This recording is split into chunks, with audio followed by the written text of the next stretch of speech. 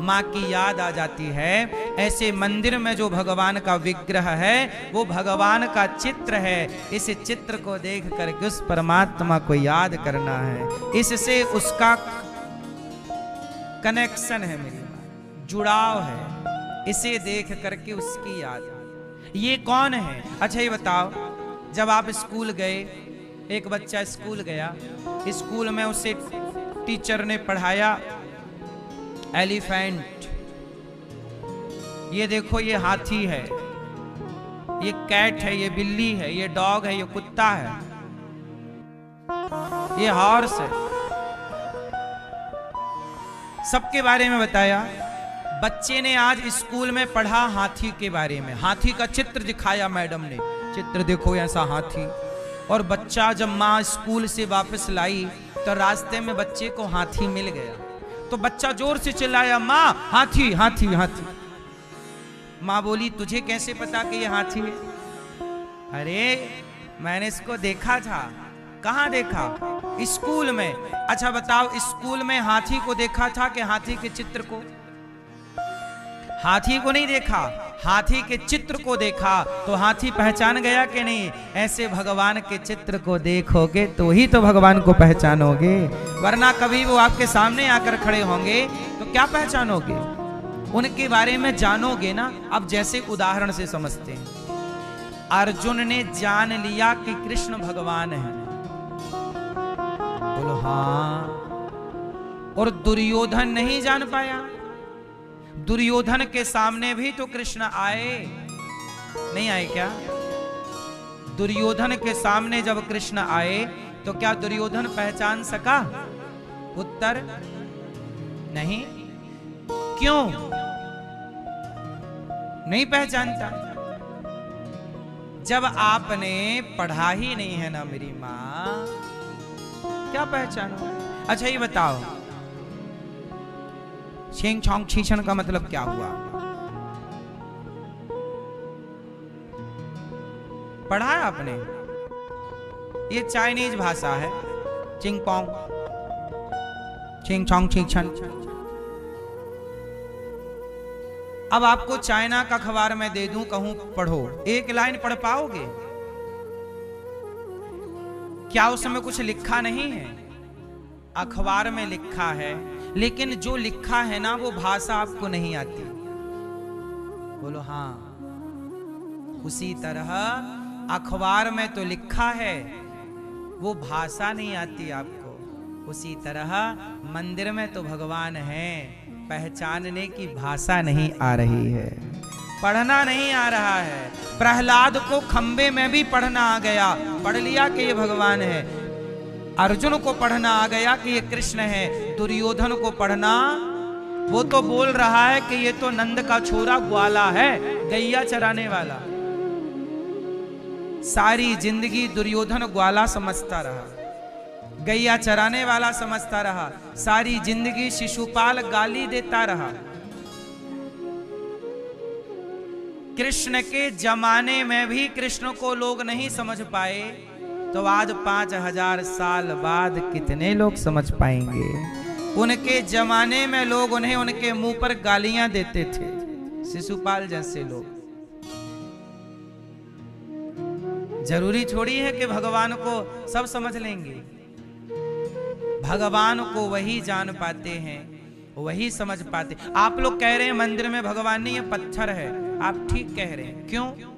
क्योंकि अभी आपने जाना नहीं जानोगे तो पत्थर ही दिखेगा। आप लोग गलत भी तो नहीं बोल रहे हैं, आपको जो दिख रहा है वो आप कह रहे हैं।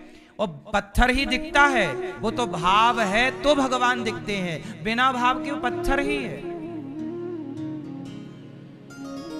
क्यों?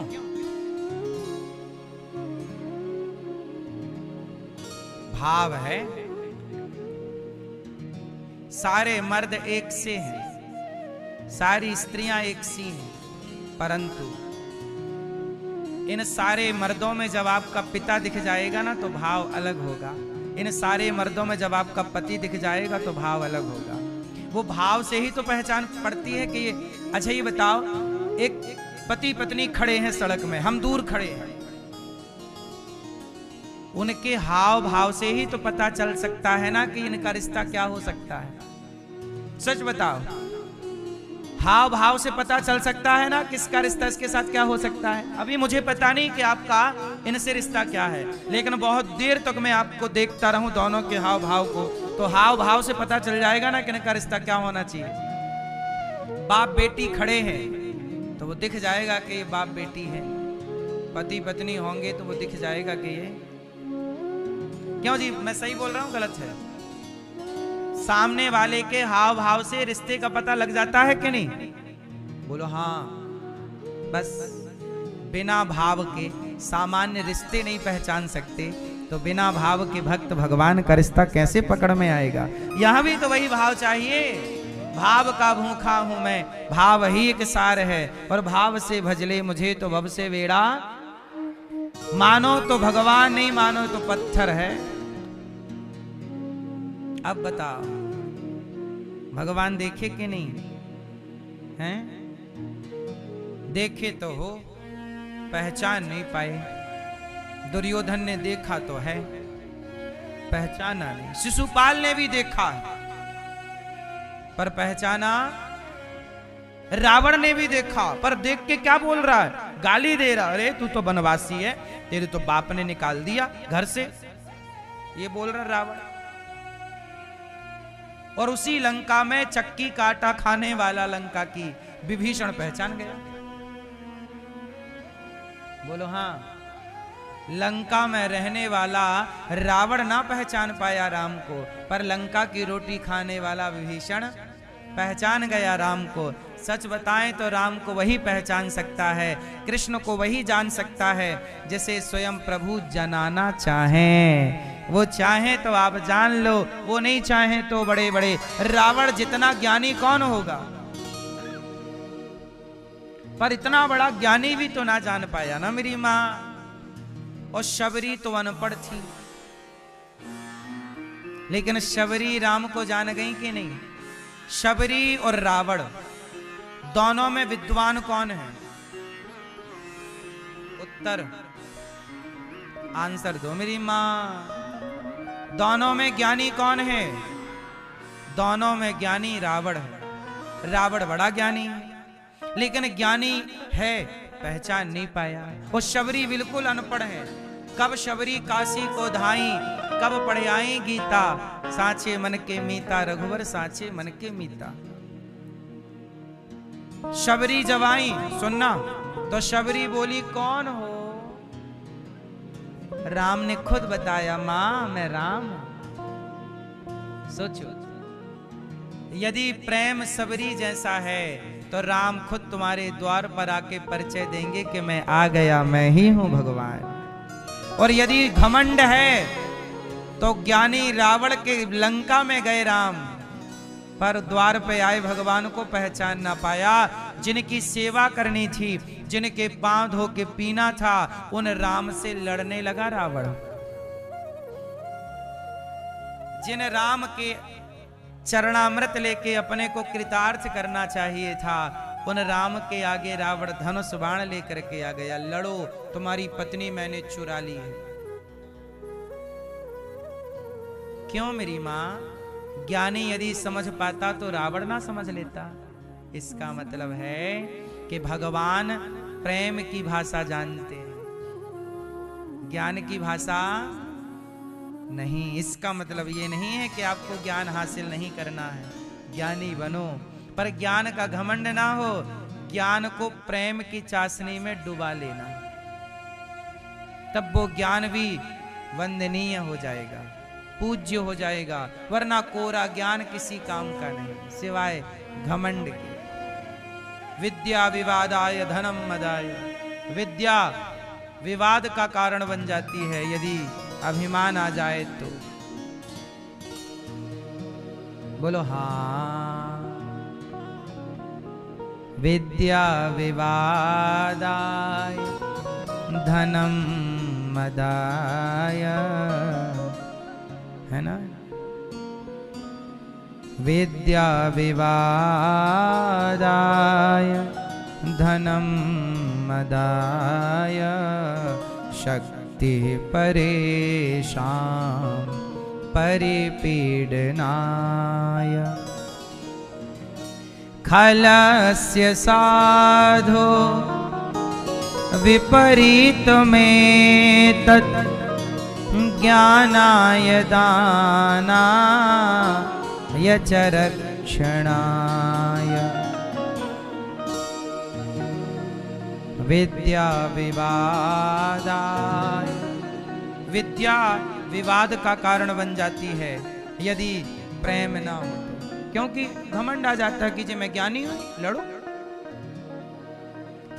गलत आदमी के पास पैसा आ जाए तो पैसा अभिमान का कारण बन जाता है, लोग लड़ने लग जाते हैं। इसलिए मेरी मां, भगवान सच्चिदानंद आनंद के सागर हैं भगवान। ऐसे भगवान जो विश्व की उत्पत्ति पालन संहार करते हैं, ऐसे तापत्रय विनाशाय सारे दुखों का नाश करने वाले भगवान जो हैं, उनको हम बारंबार नमस्कार करते हैं। श्री कृष्णाय वयं नुमः। यं प्रव्रजन्तमनुपेतमपेतकृत्यं द्वैपायनो विरह कातरया जुहाव पुत्रेति तन्मयतया तरवो विनेदुस् तं सर्वभूतहृदयं मुनिमानतोऽस्मि। यं प्रव्रजन्तमनुपेतमपेतकृत्यं द्वैपायनो। सुखदेव भगवान का प्राकट्य हुआ, जन्म लेते ही घर परिवार से माया मोह छोड़ करके निकल पड़े। अच्छा मैया एक बात बताओ, जब तक आपकी सांसें हैं तब तक सारा संसार पकड़ने के लिए है आपको। सच बताना, सांसें छूटते ही कौन पकड़ेगा आपको?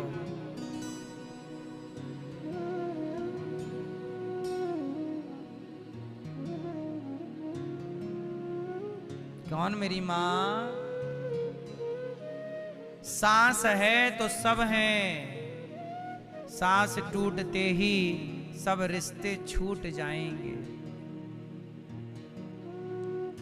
मेरी मां, आपकी सांसें कितने दिन और हैं?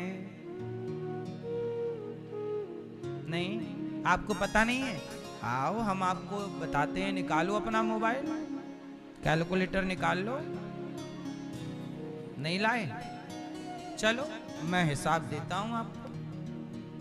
आप 100 साल की उम्र यदि लेकर आए हैं, मोटा मोटा हिसाब के लिए, तो 100 साल में भैया जरा मोबाइल निकाल लो, हिसाब कर लो। मैं जैसा बोल रहा हूं हिसाब करो। चलो 365 गुणित 100 करो।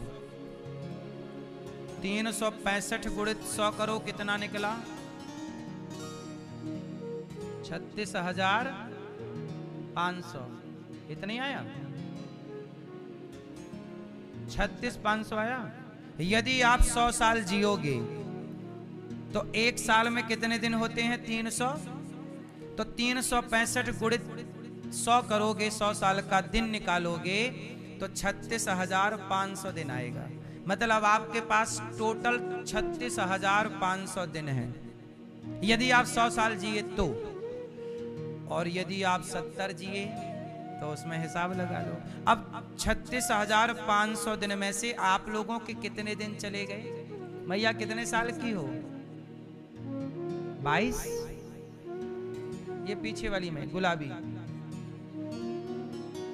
55। 55 गुणित, ले बेटा लगाओ, 55 गुणित 365 करो। 55 गुणित 365 कितना आया? 20,000।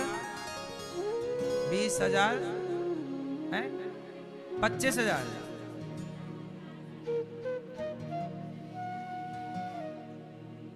75।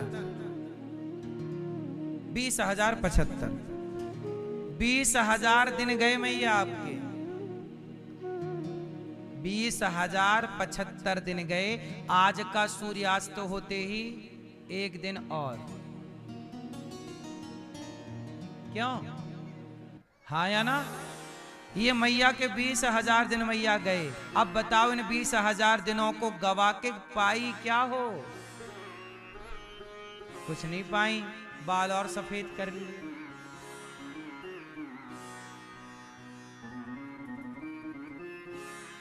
क्या पाया मेरी माँ, आप ही बताओ। आपको लगता है पा लिया, नहीं, खोया ज्यादा है। लड़कपन खोया है, जवानी खोई है। पाया क्या? वही तो पाया है तुमने जो सब पा रहे हैं। शादी वादी कर ली, बच्चे पा लिए, तो बच्चे तो कुत्ते भी पा रहे हैं, बिल्ली भी पा रही है। नहीं पा रही है क्या? सुअर नहीं पा रहे हैं बच्चे? एक बार में 12-12। यदि बच्चे ही पाना आप सार्थक समझते हो जीवन को, पैसे को पाना ही सार्थक समझते हो जीवन को, तो ये आपकी गलत फहमी है। पैसा तो वैश्याएं भी कमा लेती हैं शरीर को बेचकर। बोलो हाँ। ये जीवन जो है ना, जा रहा है। रेत को मुट्ठी पे दबाओ, जैसे रेत मुट्ठी से सरक जाती है, खिसक जाती है, ऐसे ये जिंदगी आपकी मुट्ठी से खिसक रही है। हाँ, चली जा रही है उम्र धीरे धीरे, चली जा रही है उम्र धीरे धीरे। चली गई। गया ये लड़कपन, गया ये लड़कपन, जवानी भी गई है, बुढ़ापा भी देखो जाए धीरे धीरे। लड़कपन भी धीरे से निकल गया, जवानी भी चला जा रहा है, बुढ़ापा धीरे, सब चला गया। आपको लगा मिला, क्या मिला? इसलिए मेरी माँ, मेरे पास तो एक एक दिन का हिसाब है। आप लोग हिसाब किताब करती नहीं हो, हिसाब किताब की कच्ची हो मेरी माँ। अब पक्की हो जाओ। रोज देखा करो कितने गए, कितना। अब जो बचा है, जो गया जाने दो, जो गया जाने, जो बचा है उस समय को भगवान के चरणों में अर्पण कर दीजिए। तुम्हें सौंपता हूँ अमानत तुम्हारी। जो जीवन बचा है वो भगवान के नाम। अब हर सांस किसके नाम? हाँ, हर सांस में हो सुमिरन तेरा, यूं बीत जाए जीवन मेरा। नैनों की खिड़की से तुझको पल पल में निहारूं, नैनों की खिड़की से तुझको पल पल में निहारूं, मन में बसा लूं तेरी आरती उतारूं, और डाले रहूं तेरे चरणों में डेरा, यूं बीत जाए जीवन में। सुखदेव भगवान प्रकट हुए, और ऐसे सुखदेव भगवान जिन्होंने जन्म लेते ही चित्त को भगवान में लगाया, ऐसे सुखदेव जी को बारंबार नमन। ये भागवत जी की कथा है। अब भागवत जी की कथा सुनो। ये सारी बातें कथा का ही एक हिस्सा है, लेकिन अब एक बात विशेष है। नैमिषारण्य में 88,000 संत बैठे। और संतों के बीच में सूत जी आए। सबने खड़े होकर स्वागत किया। शौनक आदि ऋषियों का सूत जी ने कहा, सूत जी को आसन दी। शौनक आदि ऋषियों ने कहा, कथा सुनाइए महाराज, ऐसी कथा सुनाइए कि कृष्ण प्राप्ति करम शाश्वत साधनम तत्वदाधुना। ऐसी कथा सुनाइए जिससे कृष्ण की प्राप्ति हो जाए। कथा से क्या मिलता है मेरी माँ? भगवान की प्राप्ति। भगवान को पाना है तो कथा ही है। अब तो सूत जी महाराज बोले, हम आपको ऐसी कथा सुनाते हैं जो देवताओं को भी दुर्लभ है। एक बार की बात है, शुकदेव भगवान कथा सुना रहे थे परीक्षित जी को। परीक्षित जी को शुकदेव जी क्या सुना रहे हैं? भागवत। कि तभी क्या हुआ, देवराज इंद्र आए, अमृत का कलश लेकर बोले कि ये कलश ले लो, ये कलश ले लो और ये राजा परीक्षित को स्वर्ग का अमृत पिला दो, और ये कथा का अमृत आप हमें पिला दो। अदला बदली एवं विनिमये जाते सुधाराज्ञा प्रपेयता। ये कथा आप हमें सुनाइए। थोड़ा इन बच्चों को पकड़ के रखेंगे तो अच्छा रहेगा।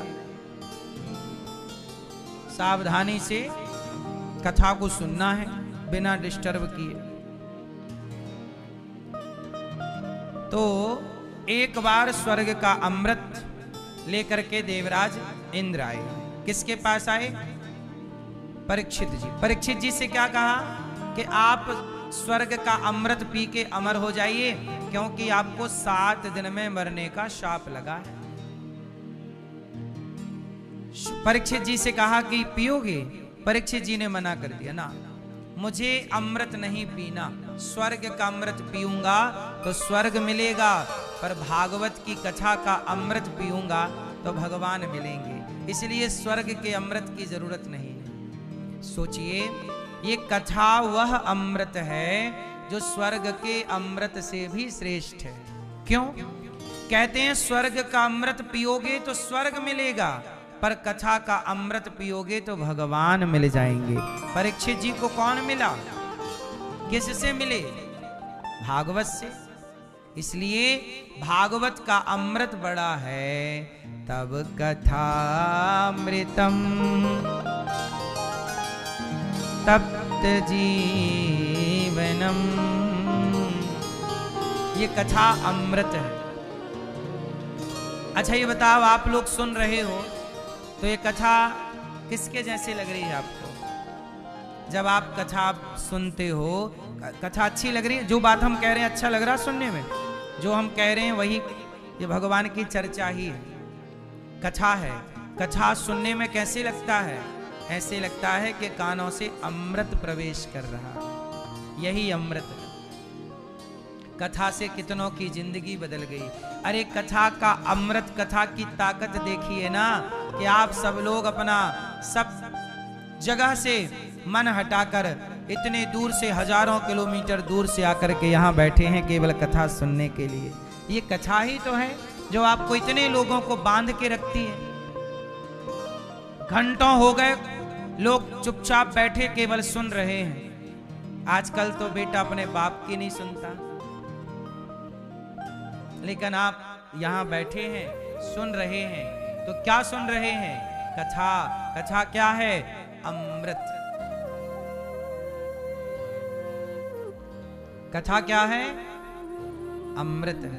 वह अमृत है जो आपके जीवन को अमरता से भर देती है। मीराबाई ने, आज दुनिया मीराबाई को जानती है, तो मीराबाई भी तो एक प्रकार से अमर ही है ना? तो अब बताओ, मीराबाई को अमर किसने बनाया? मीराबाई भी कथा सुनती थी। जब भी कोई साधु संत आए तो कथा सुनने जाए। उनकी सास कहे कि तूने तो नाम खराब कर दिया। कथा सुनती और बाद में भगवान के कीर्तन में नाचती। पग घुंघरू बांध मीरा नाची रे।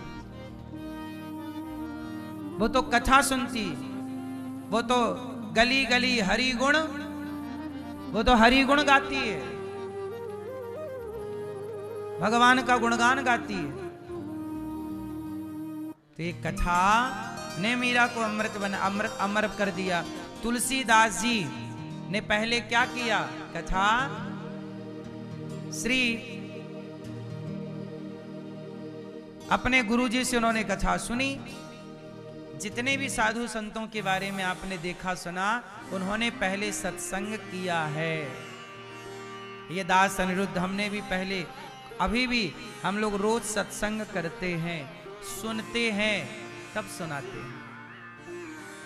संतों की वाणी, शास्त्रों में लिखा क्या है? पढ़ना, सुनना और उस सुने और पढ़ी बातों पर चलना। सुनना, पढ़ना और उस धर्म के मार्ग पर चलना। यदि हम बताएं कुछ और चले ही ना उस पर, तो फिर हमारे बताने का कोई प्रभाव नहीं पड़ेगा।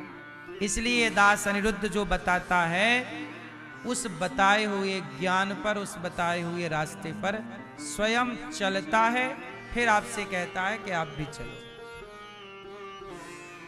है ना मेरी माँ?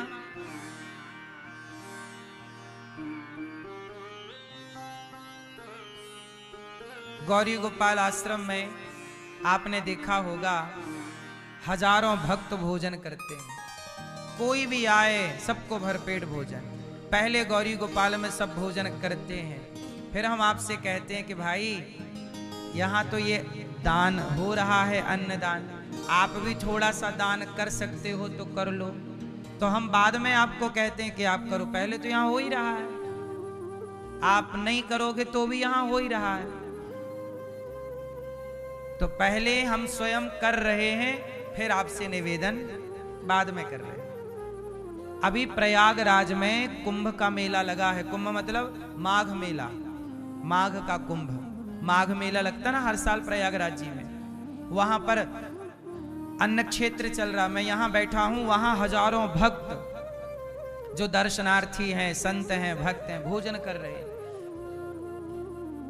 वहां पर माघ में 1 महीने के लिए कल्पवासी आते हैं। कल्पवासी जो 1 महीना वहीं रहते हैं। तीर्थों का राजा है ना प्रयागराज, तो हमारे सनातन में प्रयागराज की बड़ी महिमा है। तो वहां रहते हैं 1 महीना। तो वहां भक्त लोग आ गए। अब उनको भोजन कहाँ मिले?